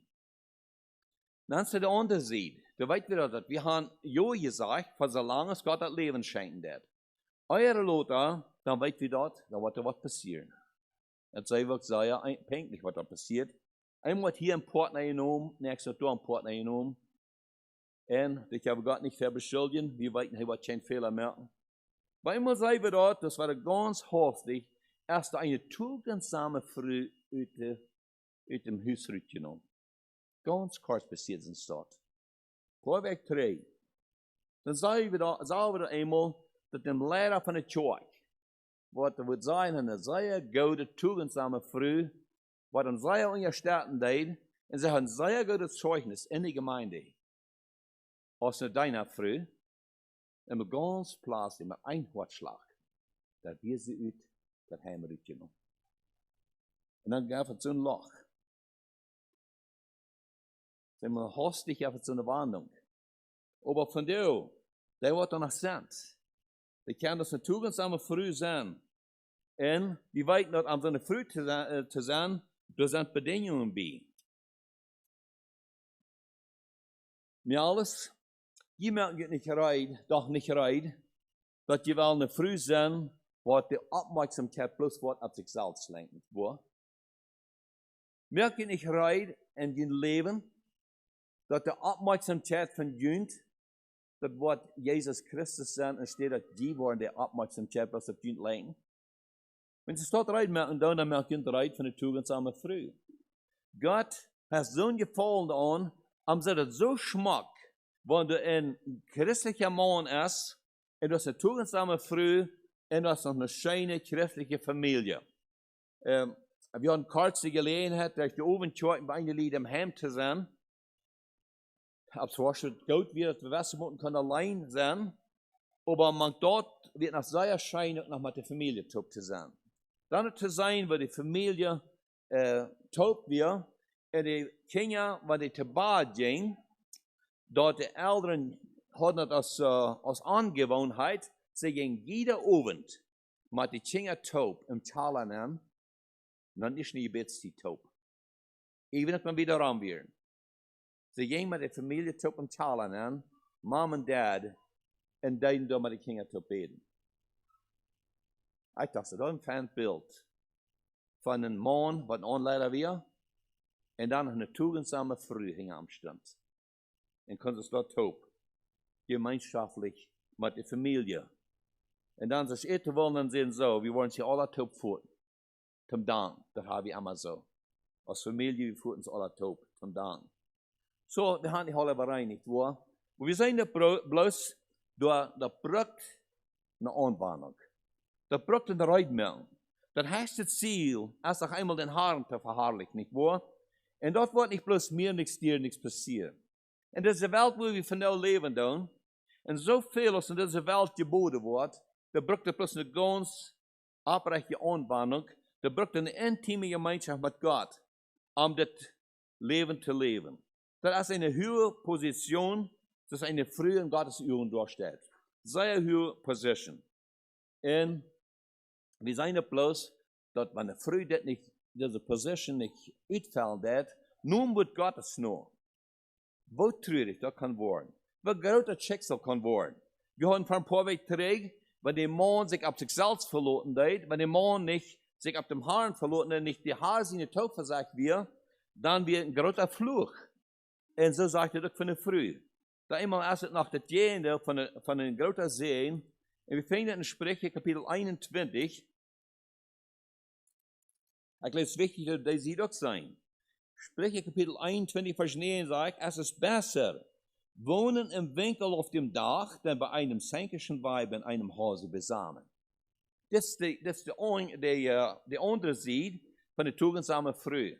Dat zegt, als direct beter, een man wordt op een dak, zich de jaren tijd, die platte dekken houden, zich door een kleine winkel reinmerken, een kleines huisje bouwen, stoel reinmerken, en wordt dus dort een poort wonen, op een dak, als er met een sänkische Früh thuis, im huis wonen. Dat is de onderscheid van de tugendsame Früh. Eine Früh, wat er gleicht te sang. Eine Früh, wat er gleicht, wanneer de Anheil is. En, weet je wat? Die Früh ist ein großer Schlag.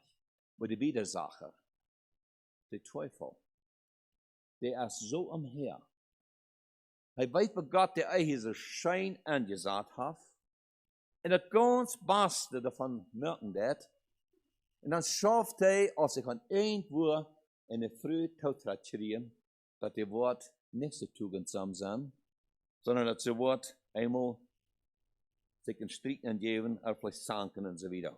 Und es sagt hier, dass es nicht gut ist dort. Dann der 19. Vers sagt hier im selben Kapitel, Sprüche 21, 19, es ist besser, was später, wohnen im Wüstenlande, dann bei einem sänkischen und zornigen Weibe. Das ist besser, irgendwo ganz in der Wüstenlande, wo allein zu wohnen, als man eine Früh was zanken will, und eine Früh was bloß erst zorn, und man war aber loslassen wird. Dat meint so viel, was nicht eine christliche, nicht eine tugendsame Früh ist. Das ist eine Früh, was nicht in Gottes Weg wohnen wird. Das ist eine Früh, ja, meist irgendwo kann immer hier, da immer vielleicht Schrotz gehen, ja, dann hat man was gesagt, was nicht sein soll. Nur das redet von einer Früh, was ohne dem Herrn leben wird. Dort ist so eine Stadt, wo jenes tagsüber sein wird, wo eine tugendsame Frau ist. Was sagt er da? Sie tut ihm Liebes und kein Leides ihr Leben lang. Eine tugendsame Frau, der ist da und sie hat dem Mann nicht mutwillig irgendwo weiter an. Sie hat ihm Liebesstoten bewiesen und kein Leides. Sie wird nicht mutwillig sein, irgendwo den Mann mit Tod zu führen, den Tod zu sagen. Ja, der Mann, der macht viel Fehler. Der Mann, der hat ihn nicht zu Kart kommen hätten. Der Mann, der hat war so Kart was gesagt. Aber eine tugendsame Frau, eine gebetsvolle Frau, sie kämpft.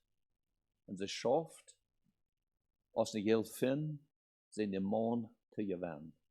Wenn der Mann viel hart und kalt und zornig ist. Was für ein Verreich. Und das sagt hier nicht bloß von Stolz hier, das ist nicht bloß dann, wo von Stolz so, ans Tag sie sind ihr Leben lang.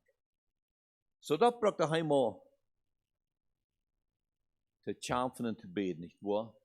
Wann immer war er, ernst nehmen und beten ganz ernstlich. Halb. Wir machen wie Mann. Wir haben das letzte gehört, wo wir sollen sein. Und ich kann nur dem mal viel muss beten. Gott halt mich. Gott jacht mir genug. Dass wir an dem Mann sein, mehr ein Vollkommen hat, als wir den haben was. Die Früh zu leben, sagt der Leben soll. Ich stehe mal Vers, ich sage, was ist eine tugendsame Früh? Die bet immer weiter, Herr, halt mich. Dass wir an dem Mann leben, so dass ich am Leben soll.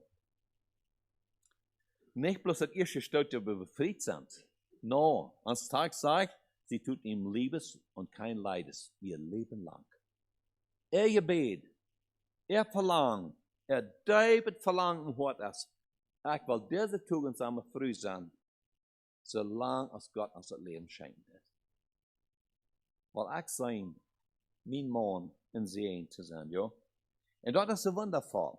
Und es sagt uns in Sprüche, Kapitel 31, Vers 30, lieblich und schön sein ist nichts.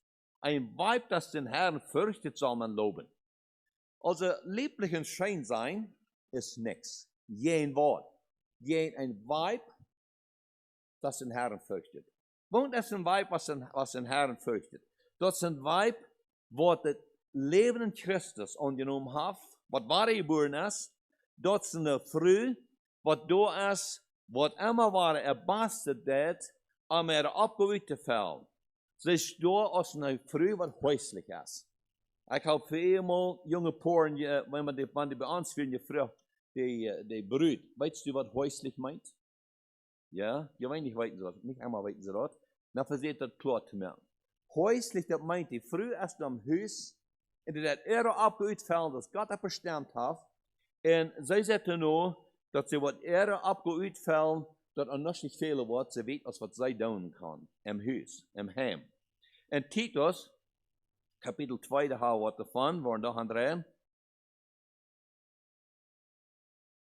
Titus, kapitel 2, vers 3 bis 4. Da sagt er, den alten Weibern desgleichen, dass sie sich halten wie den Heiligen ziemt, nicht Lästerinnen sein, nicht Weinsäuferinnen, gute Lehrerinnen. Dann sagt, dass sie die jungen Weiber lehren. Was sollen die ältere frühest, die jüngere frühest lehren? Sichtig sein. Ihre Männer lieben, Kinder lieben.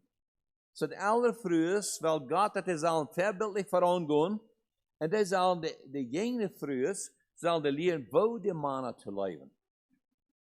So die jüngere frühest hat lehren, die ältere frühest, die Männer zu leben, oder de oudere vroegers, wat de jonge vroegers.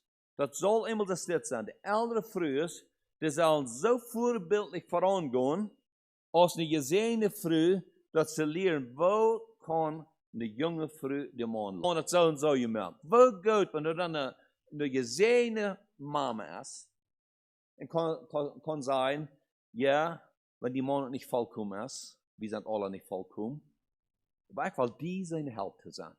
Door die man leven. Du hast die man vielleicht ganz hastig kann verändern, Charakter, du von der Menschen wirst wird sein. Aber durch die man leben, dat je in de oude vroeges, de jongere vroeges leren. Dat ze danach. En dan zei nog de kinderen leven.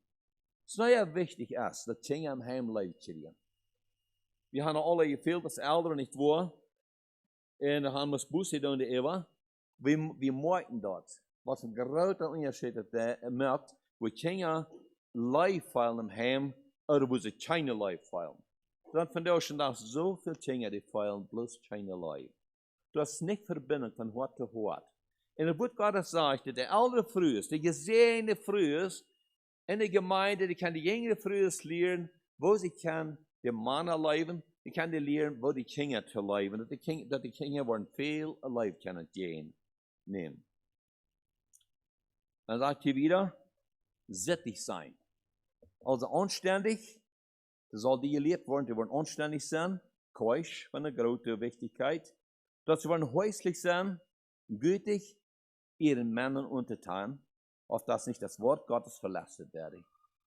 Weet je, wenn ich dort in Aachen über das Wort Gottes lernen, dort die Frühes sich unterordnen tun, in der Rangordnung Gottes stehen, wo Gott haben will, weet je wat, dan wordt het Wort Gottes verlassen.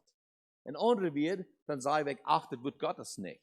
Wenn die Frühe sich das dort anstellen, sie ist sättig, sie ist keusch, sie ist häuslich, sie ist gütig, und sie ist der Mann ungetun, dann wird das Wort Gottes nicht verlassen. Vielmehr, das Wort Gottes wird in Kraft treten. Und dann sagen wir immer, das Wort Gottes tritt in Kraft in der Welt, wo wir hin, weil sie sein dort hier sind Heimen, wo die Frühes respektvoll unter dem Mann stehen. Die Mann unter Städten tun, die Mann Mutmerken tun. Und weet je wat, Schwestern? Woveel merken dat van je Mann Mutmerken tun? Du hast so eine Kraft dabei. Wel, klein beetje met dan, wat voor de kracht erbij is. Ik ga eens maar zo'n feit met je over mijn vermogen. Nou, hier wordt nog wat gevraagd, daar wordt nog wat gevraagd. Jana roept me aan en Jana roept me aan. Nou, iemand heeft over mijn vermogen. Weet je wat? Nou, nog een tugendzame vrouw hing me aan. Daar is mir eenmaal, John, weet je wat? Dat kost je geld. Hol die bloß te ver. Go eens ver wij. Ik wil hingen die stoon. Ik wil een zegen zijn. Wat voor mij onderscheid niet al veel meer. In mijn oomtje was dat mijn vrouw ganz kort zijn waren. Oh, maar dat kost die geld. Ik zei, kan ik durchchecken? Ja, we zijn eenmaal in de motor, wanneer de tour waren, ja, dan kan kraal voor het niet zo. Ja, dan zal ik eenmaal wanneer de vrouw dan hing staat, zo niet de tour waren. Dan gaan we nog weer wieder. Also wir brauchen dort. Schwestern, die sind wert, dass du gelobt wird. Wenn die dann hinter dem Mond stehen, dann sage ich, wert, dass du gelobt wird. Einschrieben, das ist der Schlüssel, hör mal, der Schlüssel zum wahren Frau sein, um wirklich früh zu sein, ist eine Frau zu sein, die Gott nachfolgt und in Gottes Furcht lebt. Das ist der Schlüssel. Was für eine Frau, was du in Gott nur folgt und in Gottes Furcht leben, das ist ein Schlüssel. Können wir recht früh sein. Nächstes ist, die wahre Schönheit einer Frau ist jedoch nicht nur äußere Zierde, sondern vielmehr diese innere Schönheit, die das Vertrauen auf Gott und seine vollkommene Liebe ausstrahlt. Dort ist wirklich die Früh. Die Schönheit von der Früh. Wenn sie ihr Vertrauen auf Gott gesagt hat und dann diese Leib ausstrahlen hat, durch dem, dass sie ein Kind Gottes ist. Nächstens, was für ein köstliches Geschenk ist eine Braut? Das wird Braut hier gegeben, ja? Was für ein köstliches Geschenk ist eine Braut für einen Bräutigam, die in Gottes Wegen alles als wahre Frau aufgezogen worden ist. So was für ein Geschenk. Wenn ein Bräutigam kann eine Brut abpacken, und der ist wohl abgetrocknet, im Wort Gottes, in Gottes Wegen. Was für ein Segen ist dort, wenn von der ein Bräutigam kann so eine Brut das dort abpacken. Und in 1974 im Juni kann ich so eine Brut das dort abpacken. Ich kann mich so krank erinnern, weil ich bei der Party der bevor died, und nu hat man sein, weil meine Brut wieder kommen, weil wir eine Chance haben.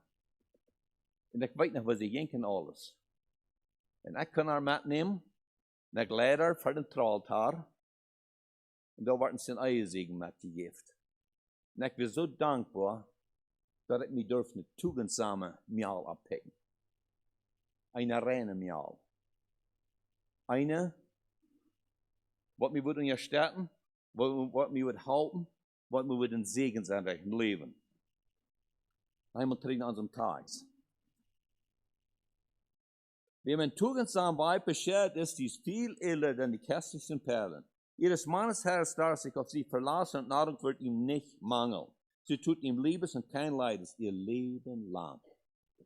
So eine Früh ist dort, darfst du sein in Gottes Öl. Und ich weiß, ich bin dankbar, wir haben viel tugendsame Frühs. Und ich will nicht viel Mut mehr, Schwestern, und die jüngere Schwestern, merkt ihr bereit, das zu worden, bis der Welt viel zu verändern. Und wenn wir uns bekennen, Kinder Gottes und Christen zu sein, wenn wir die Welt nicht verändern wollen, wer soll die verändern? Das braucht einmal, dass wir in der Rangordnung Gottes stehen, dass der Mond erst für Gott haben will, dass der Freude erst für Gott haben will, und dass die Familie erst für Gott haben will. Dann einmal, das ist ein biblisches Prinzip, und ihr habt ein starkes Heim, wodurch die Welt kann verändert werden. Und viele Menschen in der Welt, die so eine Familie beobachten, die fragen einmal, wo hat das her? Wie sein die haben, was wir nicht haben? Und wie sind wir Menschen angetroffen worden, mit einem deeperen Verlangen, dem Herrn zu dienen. Und so sei wie viel in dieser Zeit, wo Menschen durch das Wort Gottes angespornt wurden, empfangen segnet worden, und sie sagen, wir wollen ein deeperes Familienleben. Dann finden wir so viel Männer, was wir checken tun, wo die Geist Gottes schaffen hat, ich soll ein deeperes Leben führen, in intime Gemeinschaft mit Gott. Dann früher ist, was wir abstehen, und sagen, ich fühle Gott will, dass wir sollen ein deeperes, und dann sind die allen, was er taufstehen, Gott will, wir sollen ein deeperes Leben führen, unsere Familie abzutragen. Dann noch bloß ein paar Wege drei. Das ist ein Abrufmerken, das ganz erste, wir in Morgen von der ganz anderen Kirche, zweimal als eine Kirche sitzen was, von weit auf von da wird oben Kirchen werden, wenn extra mal hergekommen, und dann wird erste, die ist eine Anladung gemerkt, weil wir halb oben. Dann bei so zu sehen früh, abfahren, und weißt du, was das Lied sagen? Wir segnen ein deeperes Leben für unsere Familie. Wir haben uns als Väter und Mütter ans anspornen lassen, und segnen ein deeperes Leben für unsere Familien. Von der ersten Tag braucht das, dass die Familien sind und eine biblische Erziehung, dort die Meier und Meierchen Frauen, sie hören von Sohn und sie kommen ab. Und Gott sei Dank, die Geist Gottes ist schafft. Und wir können ein Teil davon sein. Was wir an der Mut mehr, das zu sein, dass nach meiner Liebe wollen zurückkommen. Mit ihrer Gebungenheiten, ihrer Distanz, und wollen können zeugen.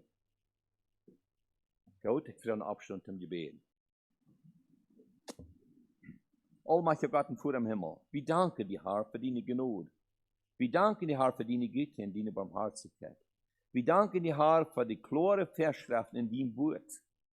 Himmlischer Vater, dass du auch so gnädig raufkickst ab ein Familienleben. Herr, du weißt dir den Mann, was in seiner Stellung ist, dass sie sein soll. Du weißt dir früh, was soll in ihrer Stellung sein, dass du ja haben wirst. Du hast die Familie, die was du haben in der Stellung, wo die sein soll. Und du kriegst so gnädig rauf auf so eine Familie. Herr, hab Dank. Wir beten ganz besonders, help uns, so eine Männer zu sein, was wir Männer sein sollen. Und dass wir in so eine Frühe sein, als die sein sollen, was die tugendsam sind, was du so hochheben das Herr. Dass so ein göttlicher Segen, der früheste sind, muss dann direktlich vergelten, wo sie was zum Opfer gegeben haben. Wo sie im Gebet gegangen, wo sie gefasst haben, am Deiper zu segnen, was die göttliche Wellen ist. Und Herr, dass du dich überzeugt hast, in so eine Kraft ist das zurückgekommen, so ein Unterschied, das du gemerkt hast, musst du auf all die 16 segnen wieder, was die kämpfen und bestrebt sind, mit tugendsamer Frucht zu sein. Über alles beten um die göttlichen Segen, über die Familien hier in unserer Umgebung, dass wir wollen einen Unterschied merken und andere Menschen helfen, Segen sein im Namen Jesus. Amen.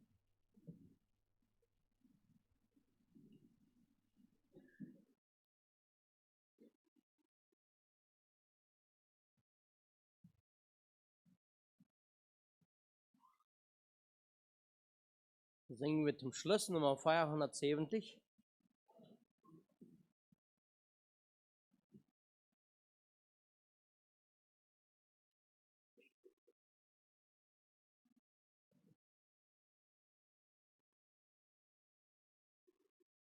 Leute sagt, nimm du mich ganz hin, o Gottes Sohn. Du bist der Tapfer, ich bin der Ton.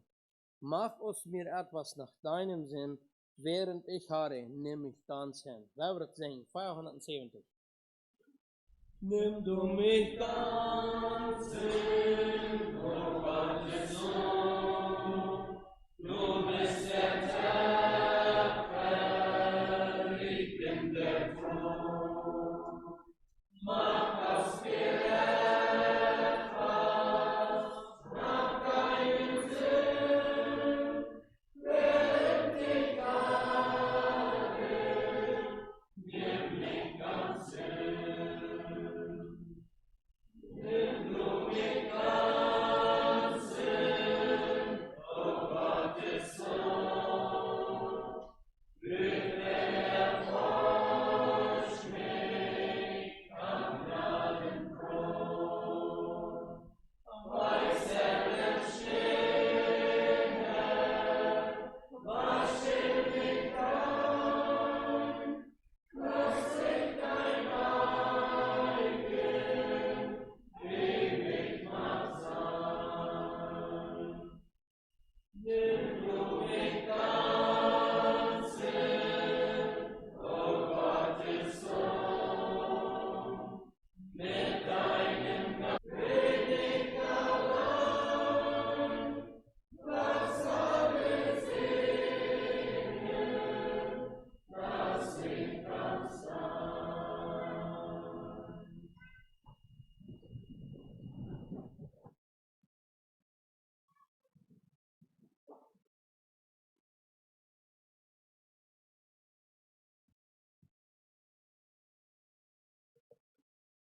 Und für Haupt neigen. Und nun, liebe Versammlung, ich befehle euch Gott und dem Wort seiner Gnade, der mächtig ist, euch zu erbauen und zu geben als Erbe unter allen, die geheiligt werden. Amen. Wir scheiden Frieden des Herrn.